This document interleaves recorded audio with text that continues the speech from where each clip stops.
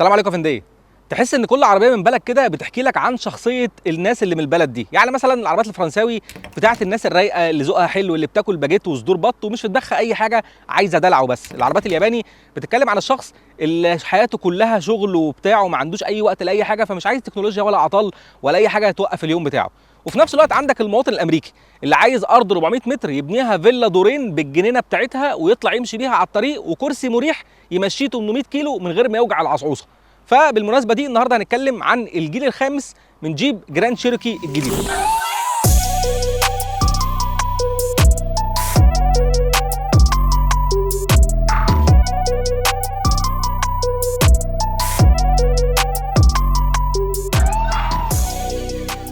زي ما قلت لكم دي جيب جراند شيروكي الجيل الخامس منها، دي النسخه المجمعه محليا، واللي بتيجي مصر النسخه ال اللي هي اللونج ويل بيز اللي هي الطويله السبع ركاب. والعربيه دي تصنف انها ميد سايز كروس اوفر، فيعني على الرغم من الطول الرهيب ده كله في ناس بتقول عليها فول سايز، ولكن هي تصنيفها الرسمي ميد سايز. العربيه دي بتيجي في مصر بفئه واحده بس، سعرها 5.4 مليون جنيه. ولو عايز تعرف التفاصيل اللي موجوده في الفئه دي، عشان هي تفاصيل كتير الصراحه، او التحديثات بتاعه الاسعار اليوميه، ممكن تبص على موقع هتلاقي عشان تعرف منه اخر الاسعار.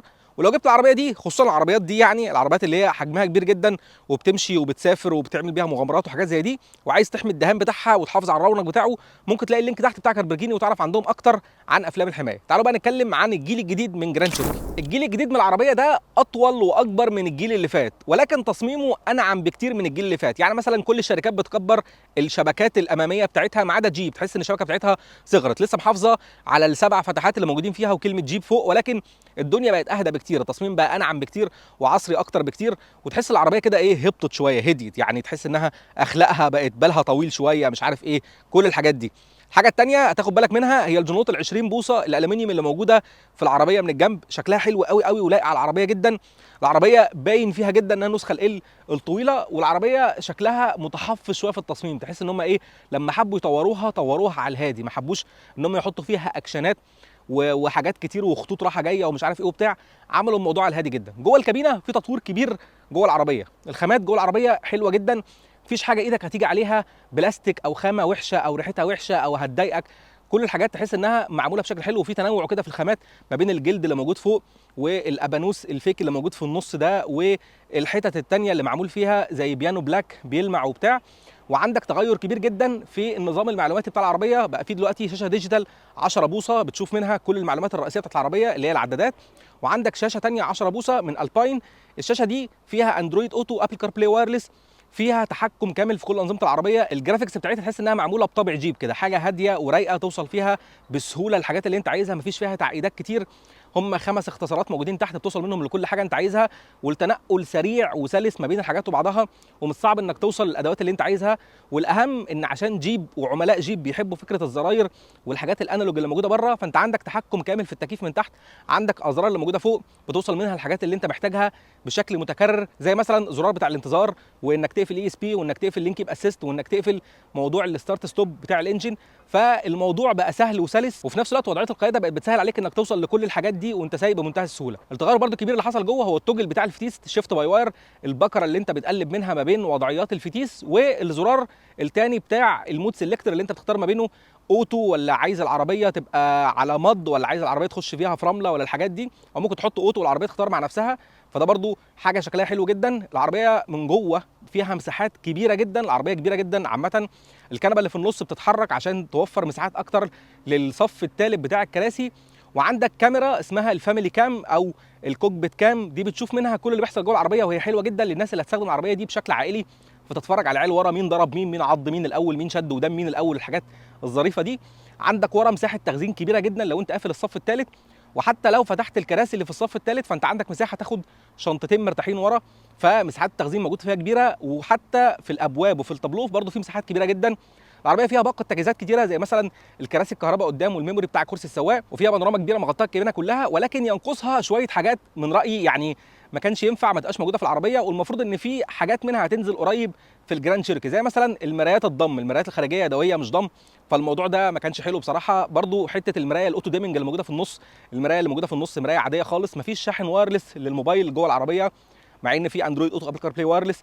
فبرضه الموضوع ده كان غريب شويتين. بس في المقابل عندك فتحات يو اس بي كتيره جدا جوه العربيه، يو اس بي اي ويو اس بي سي قدام وورا، وعندك كمان مخرج كهرباء موجود في الصف الثاني لو عايز بقى ايه تحط مكوه، تحط كتل، تسخن ميه، حد بيولد في العربيه، كل الحاجات دي ممكن تعملها من الفيشه اللي موجوده ورا دي. ولو هقول حاجه عجبتني قوي قوي قوي في العربيه دي فهي الساوند سيستم الالباين اللي موجود فيها، صوته حلو جدا ومحيطي جدا وفي تفاصيل كتير في الصوت، فتبقى قاعد جوه الكابينه مبسوط.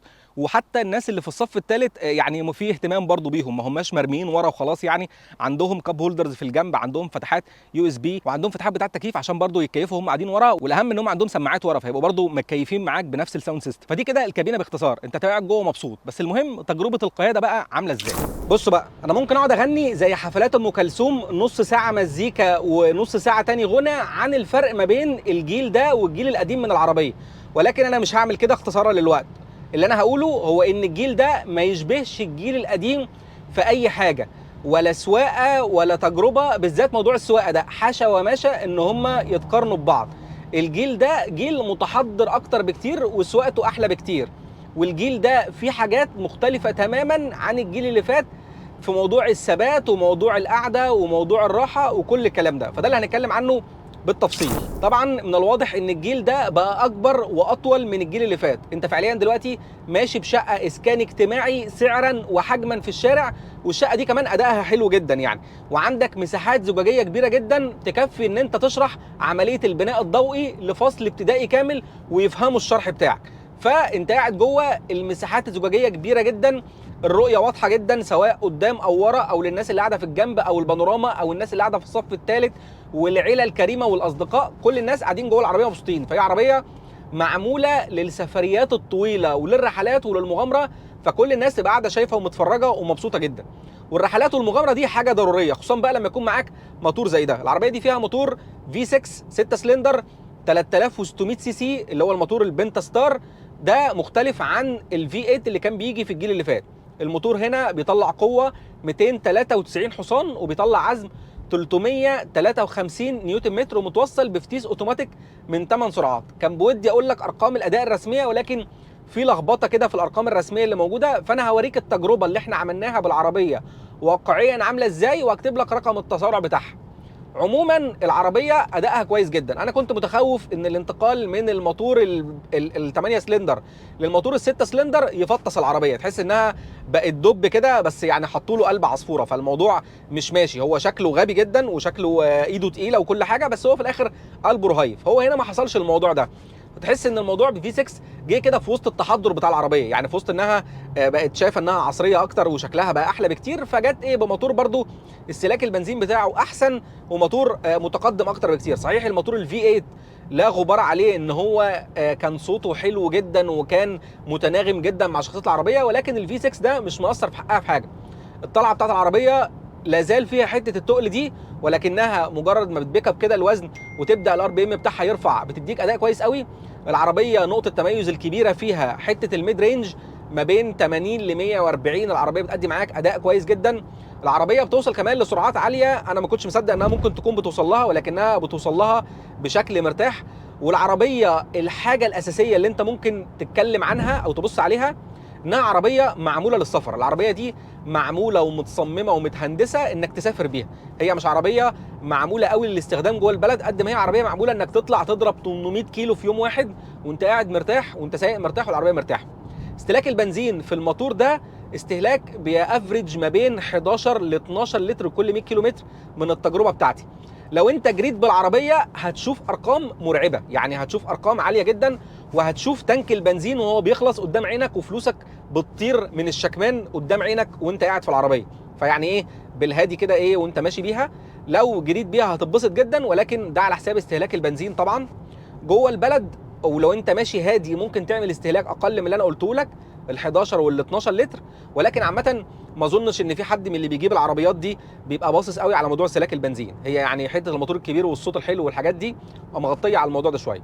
بالنسبه للفتيس فهو فتيس 8 سرعات اعتيادي جدا، وما فيهوش اي حاجه من الحاجات الغريبه اللي احنا بنتكلم عنها بتاعت بقى السرعه والنقلات والدول كلاتش والكلام ده. هو فتيس نقلاته ناعمه، نقلاته سلسه، متناغم جدا مع الموتور، نقلاته ما هياش سريعه قوي، هي متوسطه كده، بالذات لما تيجي فجاه تروح دايس عليه في وسط ما انت ماشي عادي، فبتحس ان هو بيقعد ثانيه كده على ما يفهم انت عايز ايه ويروح مديك النقله اللي انت عايزها. ولكن عامه مش عايز ازنق العربيه في حته انها عربيه جري وشقلباظات والحاجات من دي. يعني العربيه دي انا حاسها تمشي قوي معاك كعضو مجلس شعب، رئيس وحده محليه، راجل داخل انتخابات بتاعه النادي قريب كده. هي في شخصيتها في الحته دي، وما اظنش ان في حد يكون داخل انتخابات قريب بيكون عايز فتيس سريع، يعني الموضوعين ما بيمشوش مع بعض. لكن عامه الفتيس اداؤه كويس جدا وناعم ولذيذ وظريف جدا. النقطة المهمة بقى ودي اللي فيها الكلام كله والحب كله وكل التغيرات الكبيرة اللي حصلت ما بين العربية دي والجيل القديم، هو نظام التعليق. العربية القديمة كانت بتتميز براحة شديدة، براحة زيادة عن اللزوم. العربية دي بقت موزونة قوي في الموضوع ده، والوزنة دي غريبة وصعبة لأنها جاية مع عربية بقت أطول بكتير. يعني أنت عندك في أوضة ثالثة ورا، في ناس عايشة فيها بالمكتب بتاعهم، بالمكتبة، بالسرير، بالحاجات بتاعتهم. فحتة إنك توزن عربية بالطول ده من ورا وهي ماشية على الطريق، الموضوع أظن صعب شويتين. يعني العربية موزونة جدا على الطريق، العربية مستوى الثبات فيها هايل بالنسبة لحجمها ووزنها، سهل إنك تعمل بيها مناورة، سهل إنك تفتح بيها حاجة، سهل إنك تاخد بيها ملفات على سرعات متوسطة ما كنتش تجرؤ تاخدها بالجيل القديم. فالعربيه اتطورت جدا في موضوع الثبات وموضوع الراحه. وليه بقى بقول موضوع الراحه؟ لان العربيه القديمه كانت مريحه، بس الراحه دي كانت شويه جايه على حساب الثبات. هنا انت واخد الثبات الكبير ده والراحه ما اتاثرتش، العربيه لازالت مريحه جدا، العربيه بتمتص النور والمطبات بشكل هايل، حتى الحفر العميقه، حتى المطبات الكبيره.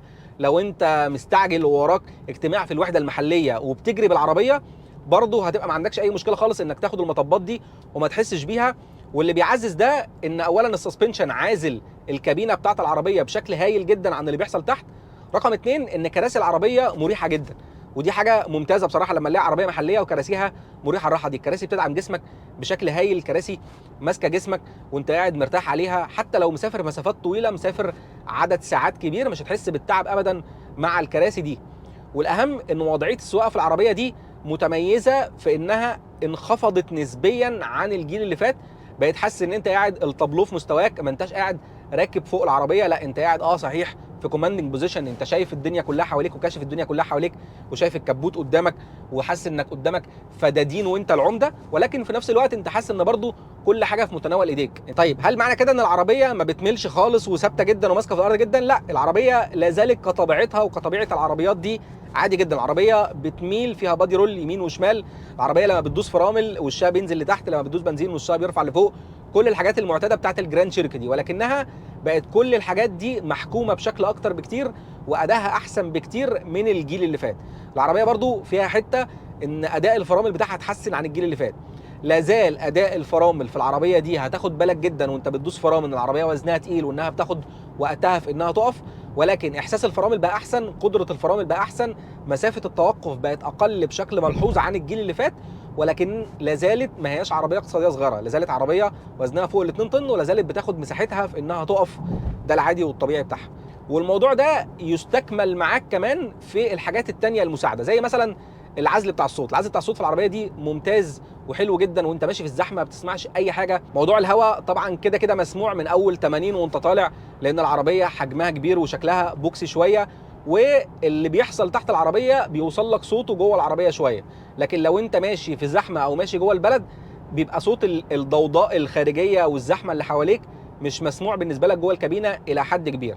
كده كده انت عندك بقى كمان ساوند سيستم الالباين اللي موجود في العربيه، صوته حلو قوي قوي وتجربته حلوه قوي قوي، ويعني صوته مسمع في العربيه كلها، فبيغطي بصراحه على موضوع عزل الصوت ده، بيقدم تجربه هايله في انك تقعد بقى تسمع المزيكا اللي انت عايزها وبتاع، وتنعزل فعلا عن الوضع الخارجي. بالنسبه للتكييف، الحقيقه ان انا جربت العربيه في وقت الشتاء فما قرصتش على التكييف قوي، ولكن اداء التكييف يبدو كويس حتى الان، توزيع الهواء بتاعه كويس، فتحات تكييف كبيره توزع الهواء في اماكن كتير، التبريد بتاع التكييف كويس جدا. ولكن زي ما قلت لك انا ما مشيتش بيها في ايام حر قارس عشان اشوف التكييف بتاعها عامل ازاي. طيب بالنسبه للامان في العربيه دي بتيجي بفئه واحده بس، والفئه دي فيها كل تجهيزات الامان تقريبا اللي انت ممكن تكون محتاجها في الفئه دي. العربيه اولا فيها 8 ايرباجز، فيها ايرباجز لغايه الصف الثالث من الكراسي ورا، فتجهيزات الامان فيها ممتازه جدا. فيها كل الانظمه الالكترونيه المعتاده، الاي بي اس والاي بي دي والاي اس بي ثبات الكتروني، وفيها كمان مراقبه ضغط الاطارات، وفيها شويه حاجات ثانيه حلوه جدا. والاهم بقى انها فيها كمان باقه اكتيف سيفتي لاول مره في جراند شيركي. العربيه فيها ايمرجنسي بريك اسيست، العربيه تقدر تكتشف الاجسام اللي قدامك او الاشخاص اللي قدامك او العربيات اللي قدامك وتحذرك منهم، وبعدين تفرمل لو انت ما خدتش اكشن. العربيه كمان فيها لين كيب اسيست، العربيه بتحافظ على الحاره المروريه بتاعتها وبتساعدك انك ترجع جوه الحاره المروريه لو انت خرجت براها. والعربيه كمان فيها بلايند سبوت اسيست، فالعربيه بتقول لك لو في اي عربيات في النقطه العاميه. ودي نقطه مهمه، نقطه مهمه ليه بقى؟ لان في عيب انا ما قلتوش او حاجه مضايقاني انا ما قلتهاش في النص، وهي ان مرايات العربيه حجمها صغير. يعني على قد ما الرؤيه في العربيه حلوه جدا وجميله جدا، على قد ما المرايات مش مناسبه خالص لحجم العربيه. المرايه نفسها حجمها كبير، لكن كف المرايه الازاز اللي انت بتبص فيه حجمه صغير، فمش بيديك الرؤيه البانوراميه اللي انت محتاجها لهذا الاتوبيس النهري.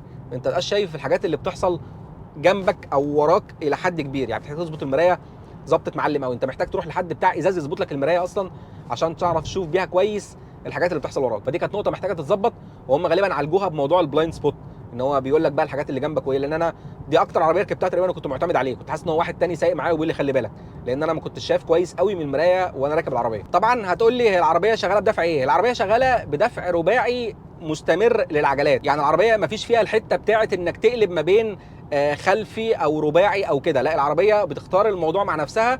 النظام بتاع السلكت رين بتاعها هو اللي بيختار انت هتمشي ازاي. العربيه دي فيها فور ويل هاي بس، مفيش فيها لو، فهي مش معموله انها تخش في رمله عنيفه وصخور عنيفه وكلام من ده. النظام بيقدم لك ثبات كويس قوي على الطريق، وبيمشي بيك في الرمله كويس قوي برده، بس الحاجات اللي هي الخفيفه مش معموله انك تغوط بيها في الصحراء السوداء وتخش تبات ليلتين في المحميات والكلام من ده. يعني هي حته الهاي دي هتمشيها كويس وهتمشيها كويس على الطرق، ولكن مش هتخش بيها المغامرات العنيفه اللي انت متخيلها. اختها الرانجلر بقى اللي بتعمل الحاجات دي، لكن العربيه دي مخصصه اكتر للسواقه المدنيه اللي على الطريق، مش الحاجات الاوفرود والكلام من ده.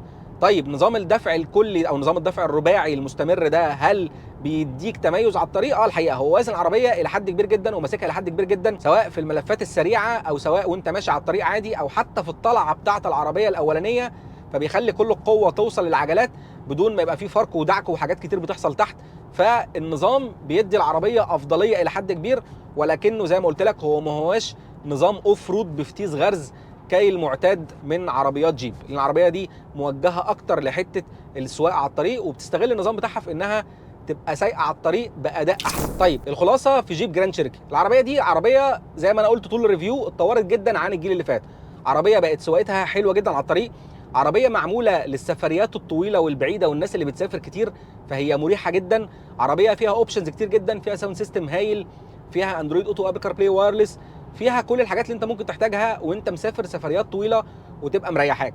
العربيه استهلاك البنزين بتاعها معمول للطرق السريعه، فهو عالي جوه البلد شويتين، عالي برده شويه على الطرق السريعه، ولكنها مش عربيه اقتصاديه، هي عربيه كبيره بموتور كبير، فطبيعي ان يبقى استهلاكها في الحته دي. ولو انت بتدور على التوفير فاكيد مش دي عربيتك الى حد كبير. العربيه مميزه جدا وبرستيج جدا وواجهه جدا للناس اللي بتدور على حاجات واجهه وبرستيج وحاجات في الفئه دي، او بتدور على عربيه عائليه كبيره مناسبه للسفر، تشيل شنط كتير وناس كتير ويبقوا قاعدين كلهم مرتاحين ومبسوطين، والفاميلي كام دي تتفرج بيها على العيال اللي موجودين جوه العربيه والحاجات دي، وتعرف مين ضرب مين ومين عمل مين. فهي هايله جدا في الموضوع ده. لكن لو انت بتدور على عربيه اقتصاديه، عربيه يكون الاستهلاك بتاعها قليل وتلم العيله وكلام من ده، في بدايل تانية 7 ركاب ارخص من دي بتقدم لك الحته دي بشكل متميز اكتر. العربيه دي مش بتاعه الموضوع ده، هي يعني بتديك كل اللي عندها بسخاء شويتين 3 4 يعني. فما تشتريهاش لو انت مجرد عايز عربيه عائليه 7 ركاب، لانها مش معموله الحته دي. ما تشتريهاش لو انت بتدور على عربيه اقتصاديه او عربيه صغيره او عربيه هاديه، هي برده مش بتاعه الحته دي خالص. ما تشتريهاش لو انت عايز عربيه اس يو في بتاعه اداء رياضي بحت، هي برده مش بتاعه الحته دي، هي بتميل للراحه اكتر من الاداء الرياضي ده. وما تشتريهاش لو انت عايز عربيه تبقى كبيره بس اوف رودر في نفس الوقت، تخش اوف رود بيها وتكسر الدنيا في الصحراء وكلام من ده، هي برده مش بتاعت الحته دي. هي جايه في الحته بتاعت البرستيج، العيله الكبيره، السفريات المريحه، الحاجات دي هي هتمشي فيها حلو جدا. طيب نيجي بقى للقيمه مقابل السعر. العربيه دي سعرها النهارده تقريبا لو حولناه له دولار يطلع حوالي 105,000 دولار، وانا عارف ان في ناس كتير بيقولوا ان السعر ده اغلى من سعرها في امريكا.